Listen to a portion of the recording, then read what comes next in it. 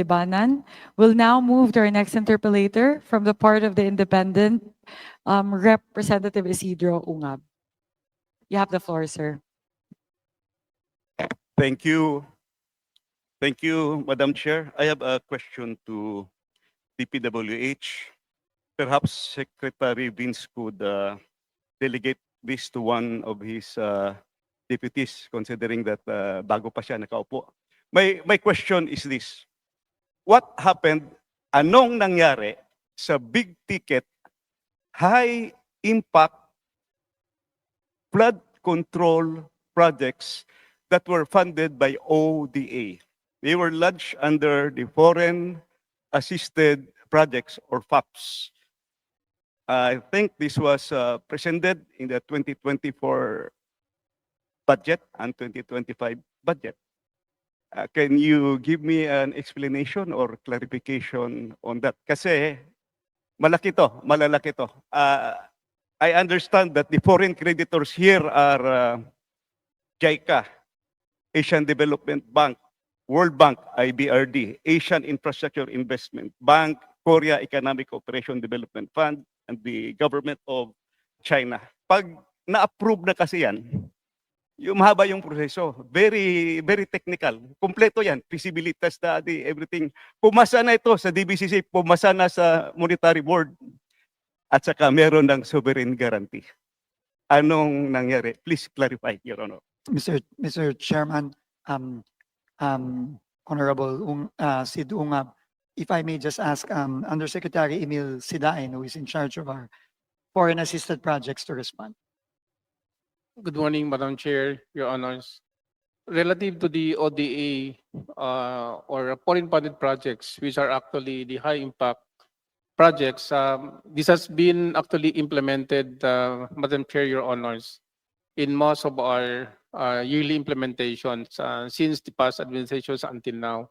But it goes through the process of approval from the NEDA, previously with NEDA, passing through the ICC Technical Board, then once it goes up to ICC Cabinet Committee, all the way to the NEDA Board. And until now, Mr. Chair, all these flagship projects goes to the proper vetting of all the line agencies for review.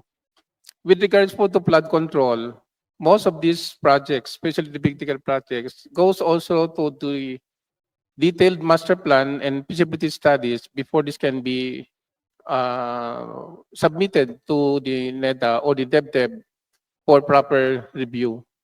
And with this, Mr. Chair, once it goes through the approval, the lending institution, if this is actually with JICA, World Bank, ADB, or Korean Exim Bank, the appraisal mission has to come to the Philippines for a more rigid evaluations of the same. So, napakasinsinan po ang review, but isang importante po dito that we have to recognize, the NEDA ICC has to evaluate the projects on a threshold that all projects that should be funded through foreign should go a threshold passing the 10% economic internal rate of return. Meaning if the IR is low, there could be no ROI or impact to the government and to the public. So isa po yun din na tinitignan po ng ating mahal na Pangulo once it reaches the EDC, the Executive Development Council, all these projects can really give a high boost to the economic development of the country. Now, Mr. Chair, with regards to the funding, we got actually funds as early as 2022, 23, a very minimal budget compared to the NEP that was actually foreseen for release. Bumababa po siya doon sa expected. And what is more worse, last year, 2024, we received a zero budget from the GAA. May dumating naman po ito, pero these are actually more on the unprogrammed budget. So meaning, wala po siya sa priority as to budgeting, and the unprogrammed normally comes out on the third and fourth quarter. So the effect for the insufficiency of funds or the lack of funds from the program line items of these flagship projects can eventually result into a slowdown of implementation, the suspension or delay also on the procurement kasi wala po katayong CAF for the certificate of ability of funds, so you cannot proceed with the bidding, And more worse, it can also generate a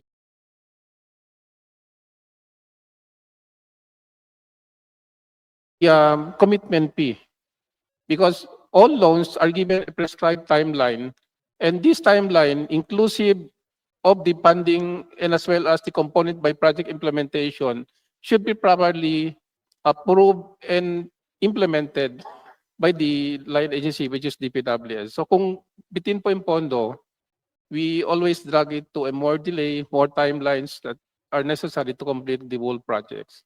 So, yun po ang problema namin. That's why in the next year budget, we would like to get the most exact NEP as actually been proposed in the DPWH for 2026 po. Thank you po.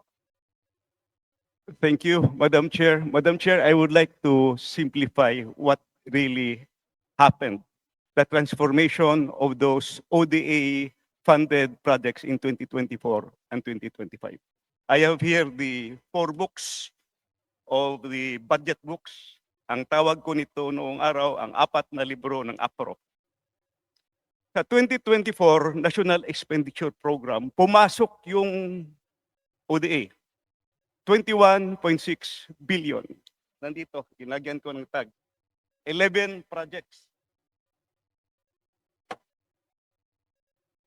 Pagdating sa GAB1, General Appropriation Bill, white book with red letterings, pumasok din, fitful copy, 11 projects, 21.6 billion. Pagdating sa GAB3, third reading dito sa House of Representatives, pinawasan ng 5.4 billion, ang naiwan 16.1 billion.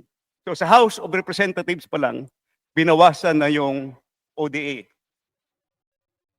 And you know what happened pagdating sa GAA. Pagdating sa GAA, this is now the product of both the Senate, the House of Representatives, at saka sa BICAM. 0 kinatay yung buong ODA. Nakakahiya sa ating mga foreign creditors. Punta naman tayo sa 2025. Ito yung ginawa.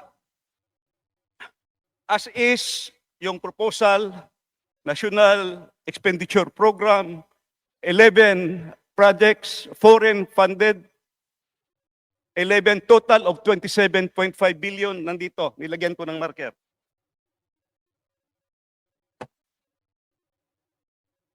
GAB1, first reading, faithful copy, nandito yung 11 projects. Total of 27.5 billion. Third reading, House of Representatives. Binawasan ng 18.6 billion, ang naiwan 8.9 billion na lang. ODA funded ito. May approved loan na sa mga foreign creditors. GAA 2025.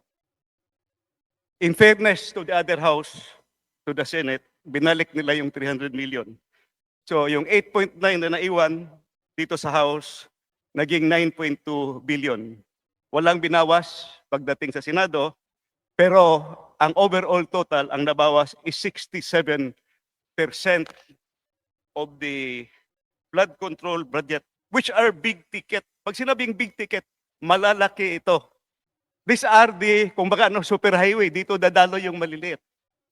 So what happened to the ODA projects? It's very simple. Tingnan nyo lang. Nawala yung big ticket projects at nagsusulputan na parang kabuti yung maliliit na projects. Makita nyo yan sa budget. In other words, gi-chop-chop yung ODA, foreign funded projects, pumunta sa maliliit na mga proyekto.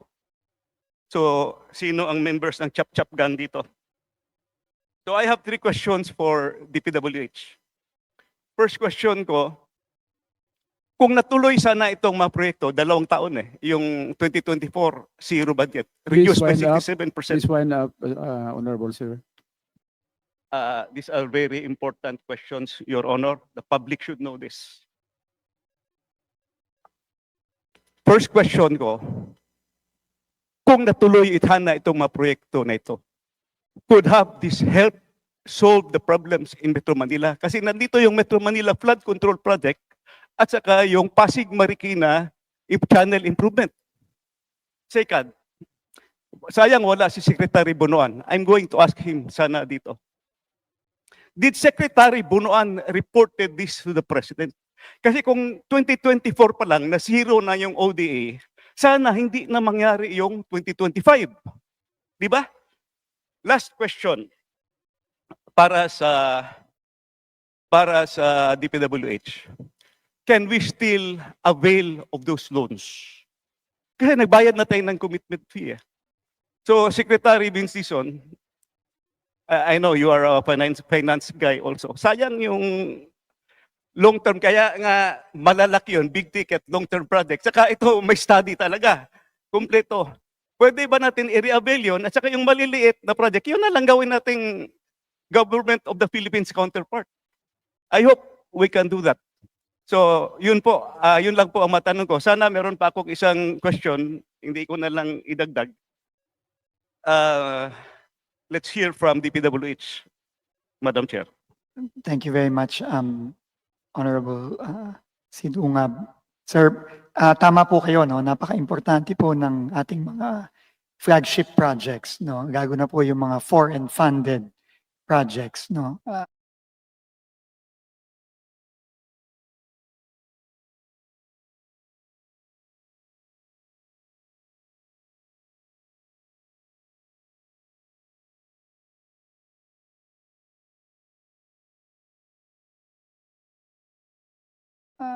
Dahil po hindi po pwedeng madigay ito. Dahil ang mga digay may kaakibat na dagdag na babayarin at meron din kaakibat na dagdag na utang. Kaya po talagang priority po yan at pipilitin po namin, no, na siguraduhin na makahabol tayo ngayong 2026 dito po sa ating mga foreign assisted projects. Kamukha po ng Davao Samal Bridge, halimbawa. No, kamukha po ng mga bridges natin dito sa Metro Manila. Meron din pong flood control na foreign assisted project dito sa Metro Manila at sa ibang mga lugar. So, makakaasa po kayo na pipilit po namin i-preserve at kung kaya po talaga pong pataasin pa ang appropriation natin para sa mga foreign assisted projects natin for 2026. Thank you. Yung dalawang question, kahit later nyo na lang sagutin. Thank you, thank you. The next interpellator from the majority, Honorable Adrian Ama.